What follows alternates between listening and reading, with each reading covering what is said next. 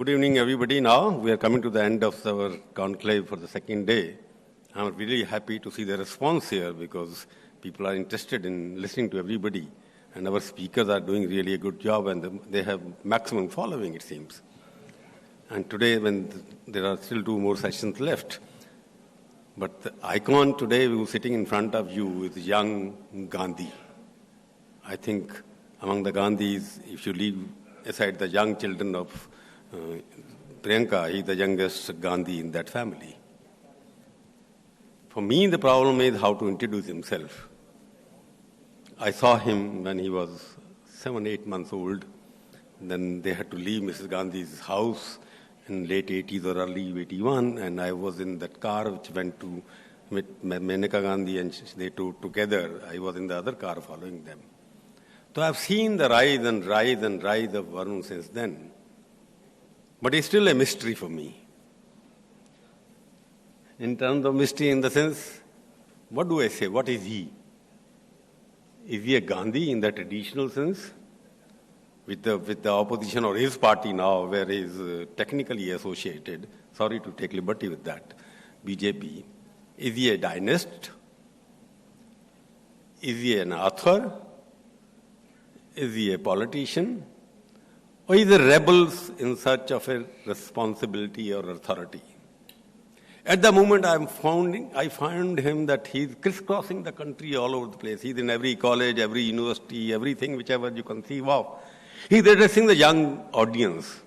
To me, it appears that he's angry with something. I went through some chapters of his book, but I couldn't read it full book.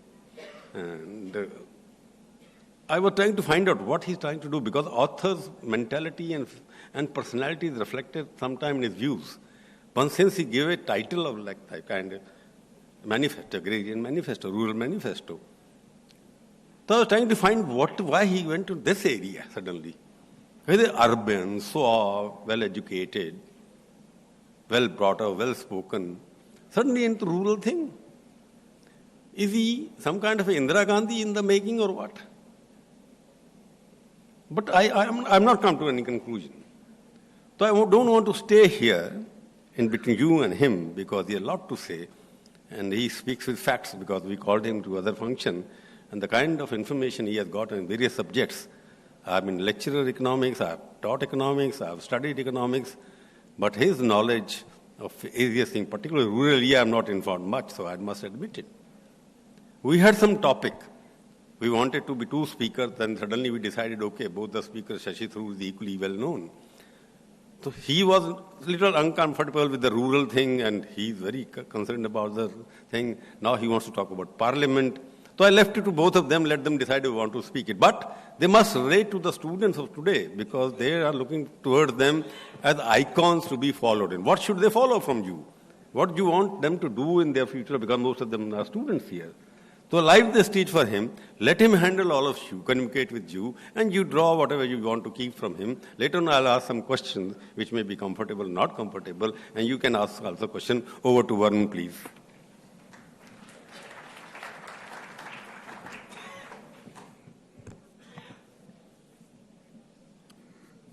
Thank you, Prabhu Chawla ji. Thank all of you for being here, and thank you for having me. The 16th Lok Sabha got over yesterday, and so I thought I'd speak on political reform, because I thought it's very germane to the times in which we live. I was in Brazil a couple of years ago, and I was at an event somewhat like this, and I heard a general speaking, and I was in the audience, and they asked him, they said, General Morao, how do you think that we can solve the political morass that the polity has become in our country? How can we, get out of this mess that we're in? And I think we should all acknowledge Dr. Tharoor.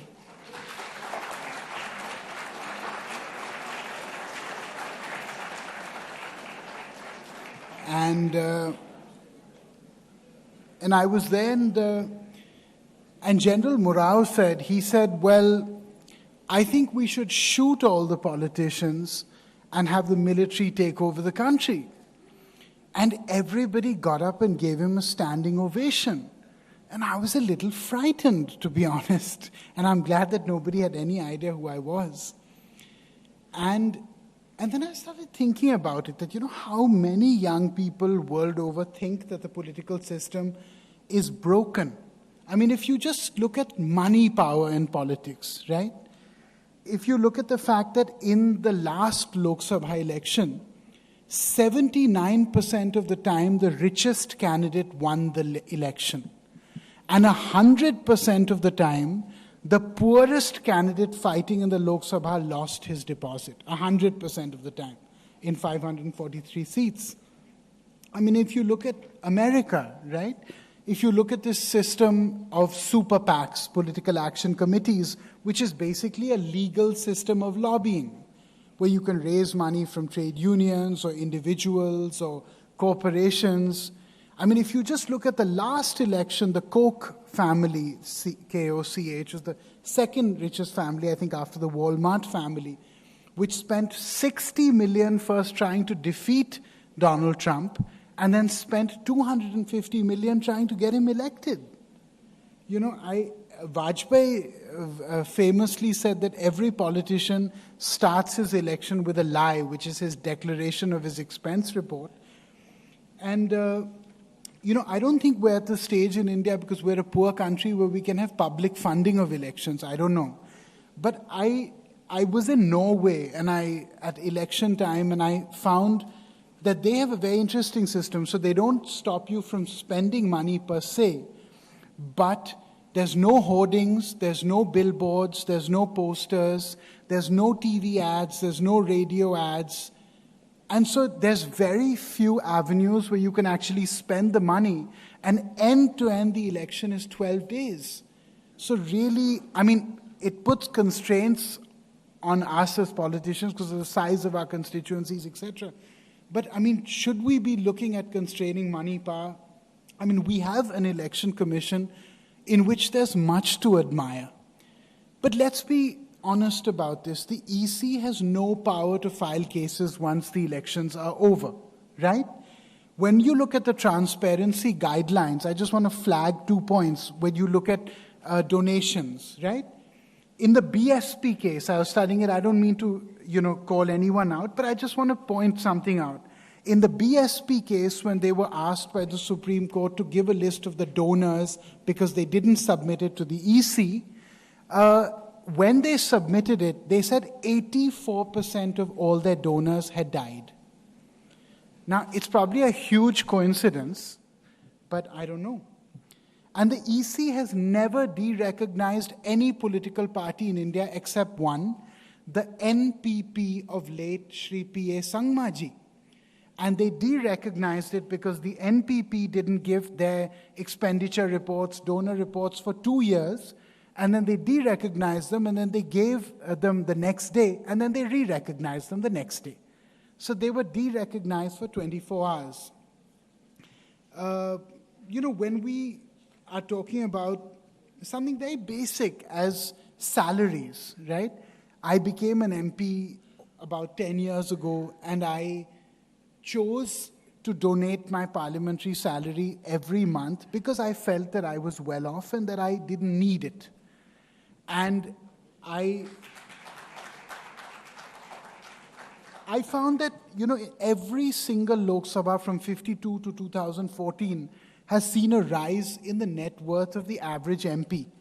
And I wrote a letter to all MPs who had declared their income at above 30 crores, which I felt was a pretty generous threshold, requesting them to voluntarily give up their salaries. And let's just say I lost a lot of friends that day. Denmark, actually, the MPs constitutionally, after proving cost of living, standard of living, etc., got a salary increase. But the leading newspaper in Copenhagen ran a poll which said that 80% of people, thought this was a ridiculous waste of money and that they didn't deserve it, and so they gave it up. I don't know if in India we would. when we look at Parliament, because the 16th Parliament has just got over yesterday, in the last 20 years, 64% of all laws that have been passed in Parliament have been passed with zero discussion, zero. And 68% without really any involvement from standing committees, even sending it to anybody. Now, who's to blame? I don't know, but it's a long period of time. From 1952 to 1972, Parliament ran for 140 days a year. If we look at the last 20 years, Parliament has run for 70 days a year. I don't know. Everybody's in Parliament or who's an MLA, who's a politician is always saying, but we've won elections, we're representative. And it's true. But I don't want to call out anybody else. There was a by-election in Srinagar where the candidate who won, I think, got less than 6% of the vote. I myself didn't do that well last time. I got less than 50% of the vote. And I was very conscious of this fact. So the first thing I did was I called the people who fought against me. And I said, look, I'm not a local. I'm not from here. There's a lot of things about this area that I don't know. And most of all, I don't think that I've got an overwhelming mandate from the people. So why don't you give me a cup of tea at your house? I told all of them, and let's run this constituency together. Because you've probably got ideas that I haven't got.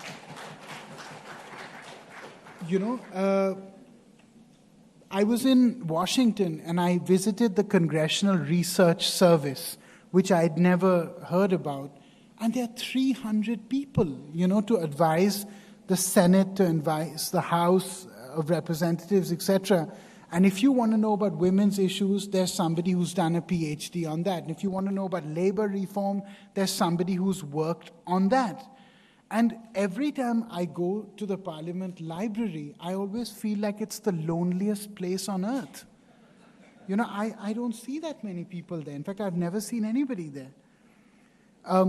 When we talk about professionalism in politics, right? So in 1952, 1% of people said they were professional politicians. 1%. And in 2014, it was 24%. Right?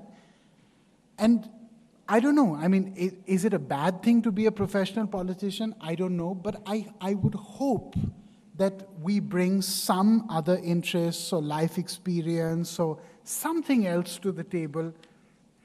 I filed an RTI, which I wrote an article about. I found something very strange going on in the bureaucracy. And I hope I'm not causing too much of a stir by saying this.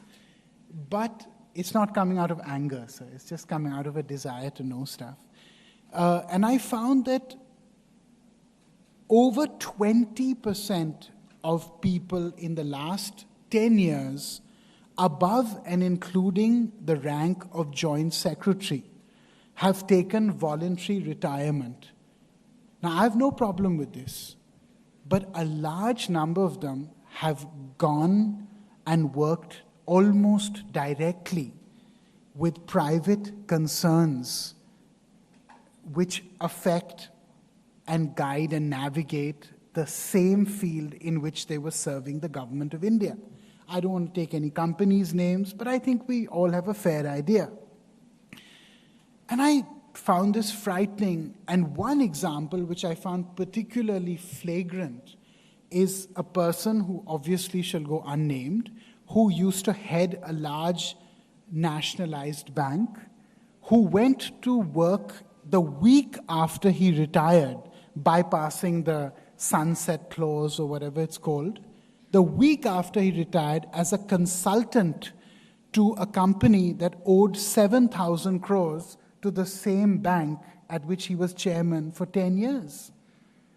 I don't know, maybe it's a coincidence. We're always talking about corruption, but where does corruption come from? See, the narrative has become that good people should enter politics. But in a broken system, good people don't always remain good, right?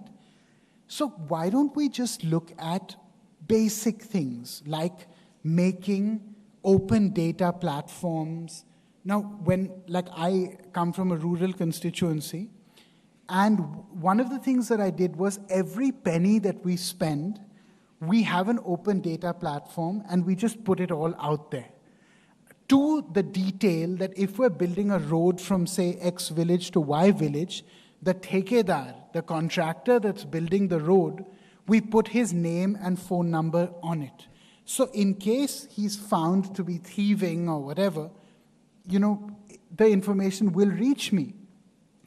If the government of India, can, or state governments, can just remove this opacity of information, if they can just say, Monithon, which the EU has done, which is Marathon and Monitor, does this in Italy, which had a problem with corruption in the 80s and 90s and unstable governments up until now, decided that what they will do is, even if they spend €1 on infrastructure projects to the day, so for instance, how detailed this is if they're building a bridge, right? They will say, we are spending 300 million on it, and this day we're spending this much.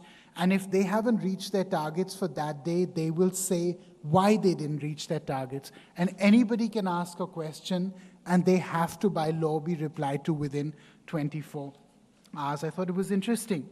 Can we have the petition system in Parliament? In England, they have it. In 40 countries of the world, they have it. So, all of you probably know what it is. So in England, I think if 10,000 people sign a petition, even if it's an e-petition, they get a response within 48 to 72 hours.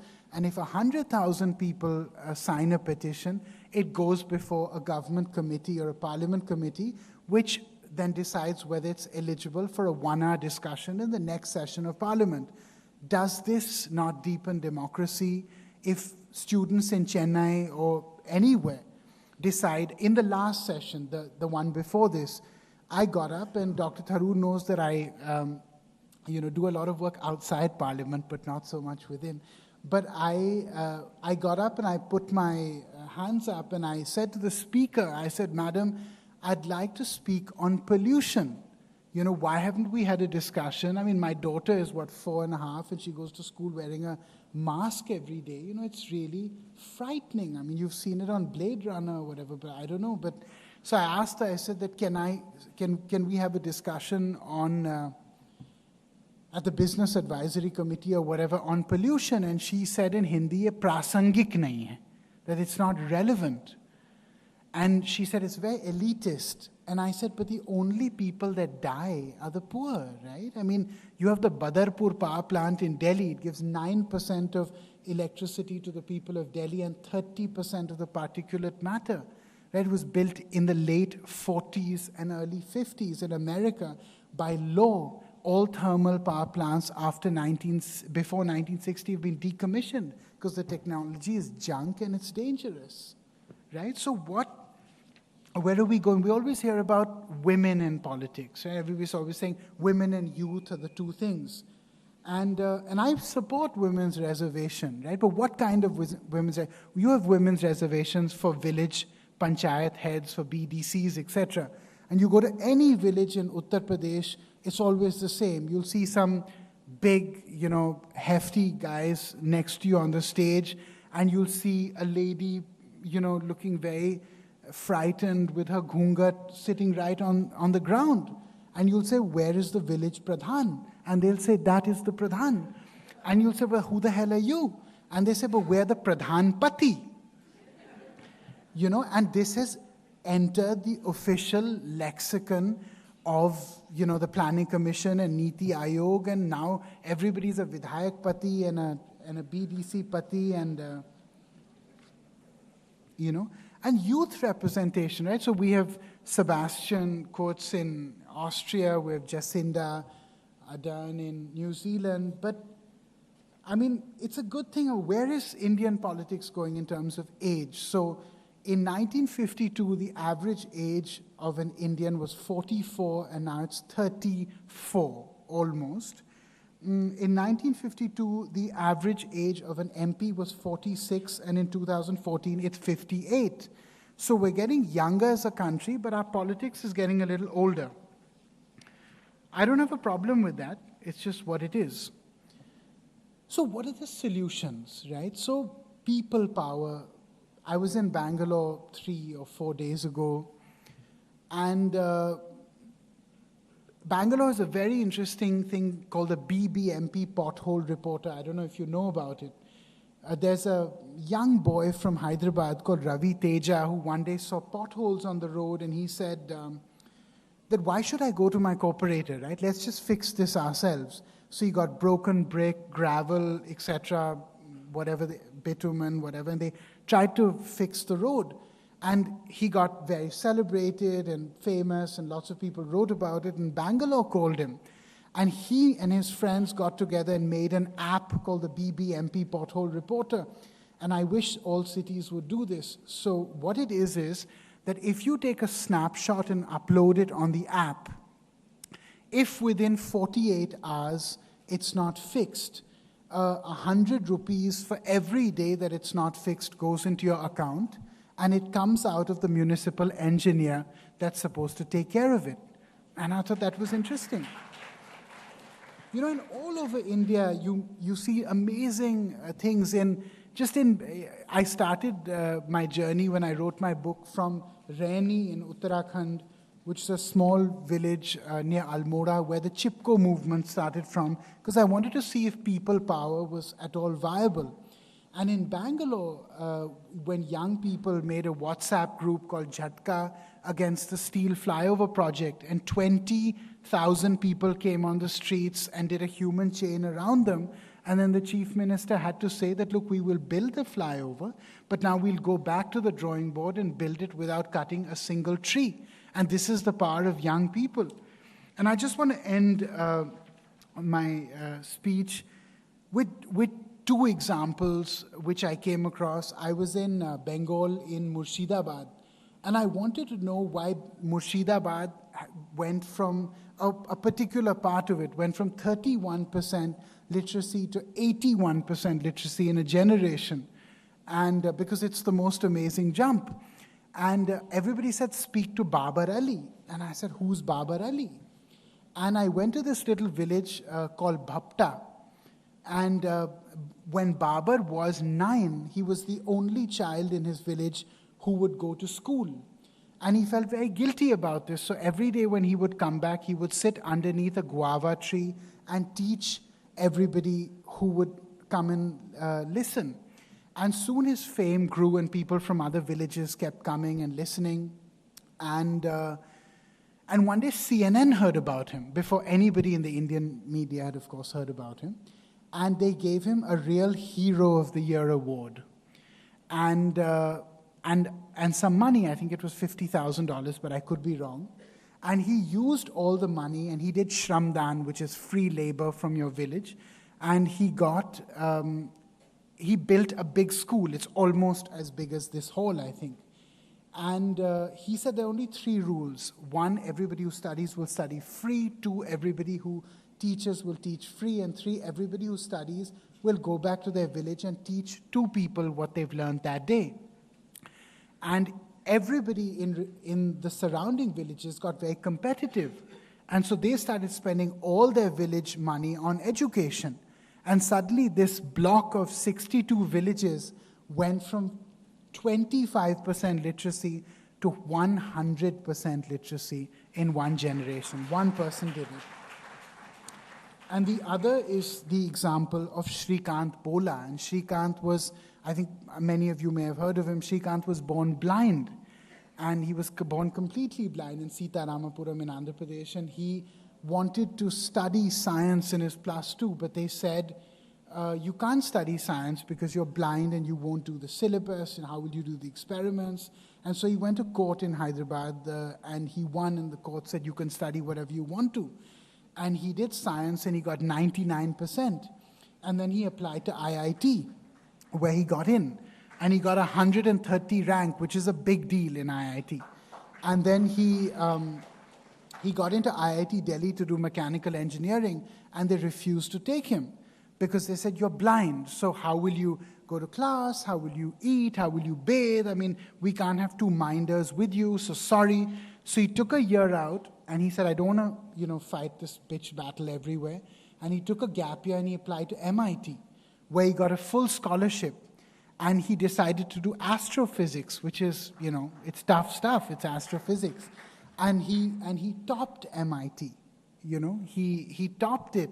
And then NASA, the US government, Google, Oracle, everybody said she can't come and work with us. And he said no. And he came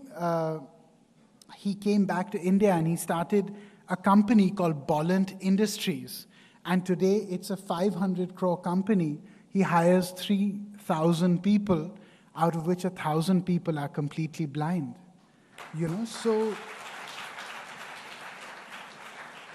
So there is room for an expanding role for the citizen. I just want to end my speech by saying that, we live in an age of unprecedented information exchange. There is a huge scope for all of us to collaborate on nation building.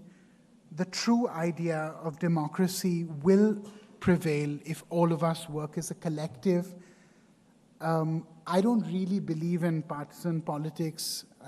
I believe that all of us who spend all our time away from our families and we travel constantly, and it's exhausting, and it's not an always rewarding thing to be doing. I mean, there's vicious attacks on you, not always true. It's a tough life. And I would like to believe that a lot of us who do it because we have something to say and we have the capacity to listen. And I suppose when you combine both of them, we can make things happen. Thank you all.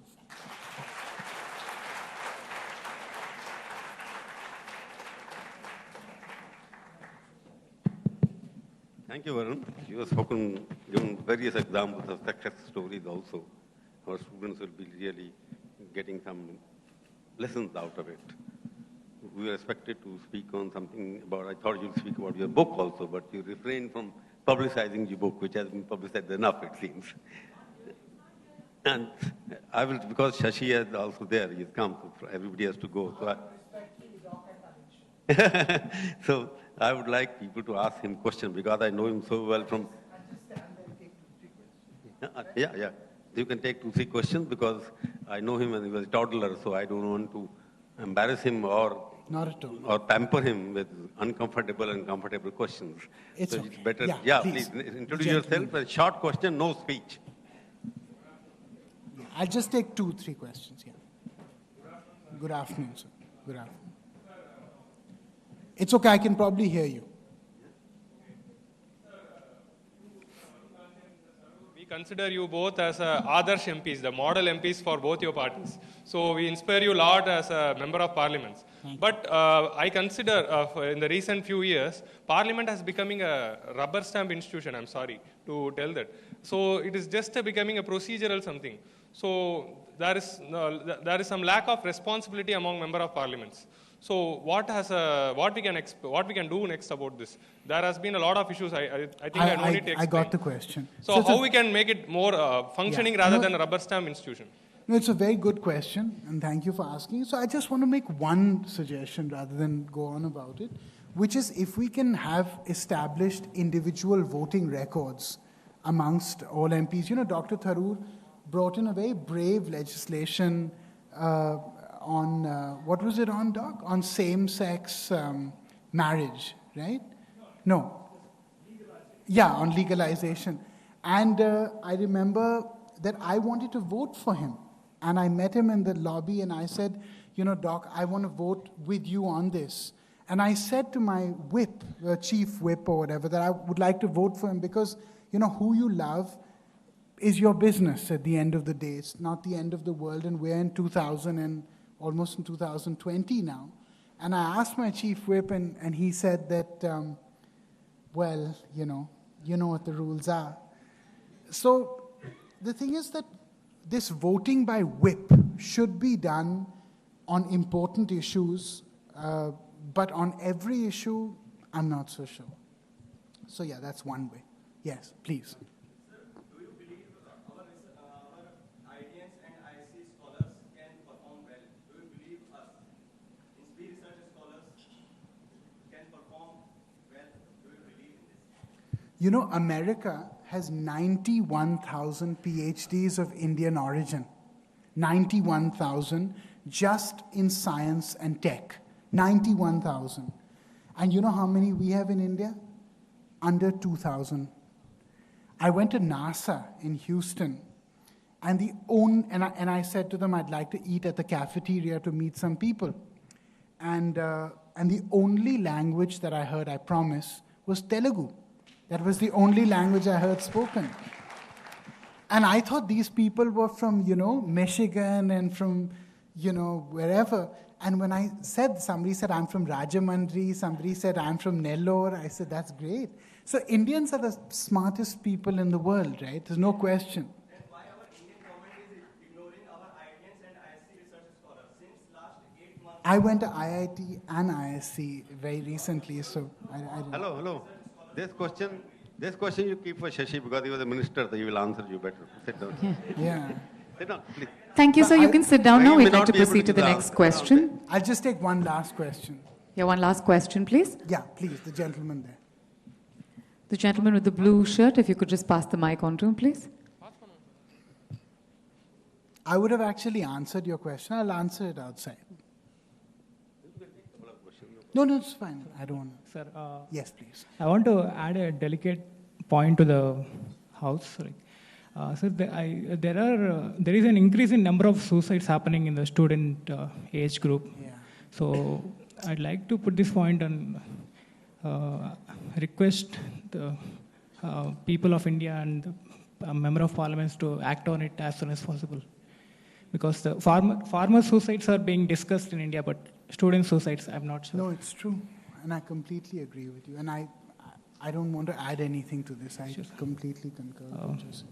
I wish the open discussion happen and Indian elder generation be made more aware on the issues. There was, in fact, everybody knows about the case of Rohit Vemula, but I forget the name of the student who was a topper at IIT Madras, at IIT Chennai.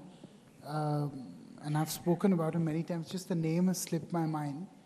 And also a brilliant young man who committed suicide. And his note is so incredibly, it's so frightening.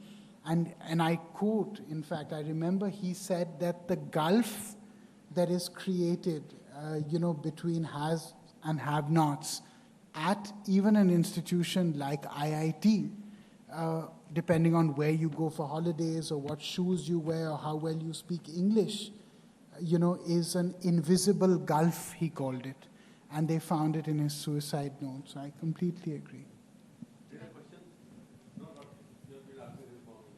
Anybody else from behind? I think all the girls are going to ask Dr. Tharoor questions. Yeah, please. Yes, ma'am. Please. So I just want to ask, what are your top priorities? What do you see for the to do for the rural people in your career? Yeah, so I thank you for asking this question. It's the best question I've got. So I want to do one thing immediately after this election, and I'd like to get a lot of people on board. I don't know exactly how to do it as yet. One is I've done a lot of work of dealing with hunger in my constituency. We've started something called the Roti Bank, where we just ask people to donate rotis, and I give one sabzi, and then we get another sabzi from this thing, and we're feeding now 25,000 people. We get over 100,000 rotis every day. So I'd like to expand that. I find it weird that in a country as diverse and as, amazing as ours, we don't have soup kitchens. We should. And so I'd like to work on the issue of hunger and also on the issue of climate change, climate justice, to have climate trials, 100,000 acres in India. And my next article is on this. 100,000 acres in India, just in the state of of Maharashtra and UP, just 2 states, has gone from arable to arid in 1 generation. So if we don't look at climate change more seriously, people from riparian communities and farmers and marginal farmers and, all kinds of people are going to find themselves, very, very desperate and alone. So this is what I'd like to do next. Thank you. No, just a minute. I'll ask one or two political questions if you don't mind, because you spoke about politics and whatever. So ज़्यादा तंग मत करना. Sorry? मैंने कहा ज़्यादा तंग मत नहीं, तंग नहीं करना. He's known me since I was a child. There's a problem. So he's always pulling my ears. As a Gandhi first, when the whole talk in this country is now dynast. You being a Gandhi attack is on the Gandhi family all the time from your party where you belong to. Emotionally, how do you take it? Do you agree with it? Emotionally, I know you are a Gandhi and you are also... Look, I'll tell you something. Being born in politics, I know one thing, that... very well. Being born...